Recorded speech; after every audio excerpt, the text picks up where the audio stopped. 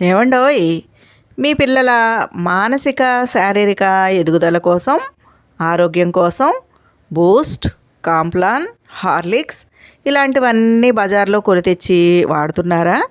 అవన్నీ ఎందుకండి బాబు, మనమే ప్రోటీన్ పౌడర్ తయారు చేసుకుంటే వీటితో మనకు పనే లేదండి. మరి ఈరోజు నా వీడియోలో డ్రై ఫ్రూట్స్ తోటి ప్రోటీన్ పౌడర్ ఎలా తయారు చేయాలో మీకు చూపించేస్తానండి. ఇంకెందుకు ఆలస్యం, మీరంతా నా ఛానల్కి వచ్చి ఓ లుక్ వేసి ఓ లైక్ వేసి వెళ్ళాలండోయ్. మరి ఈ ప్రోటీన్ పౌడర్ తయారీ విధానం చూపించడానికి ముందుగా నేను మీకు కొన్ని మంచి విషయాలు చెప్తానండి. ఆ తర్వాత ఈ ప్రోటీన్ పౌడర్ ఎలా తయారు చేయాలో మీకు చూపిస్తాను.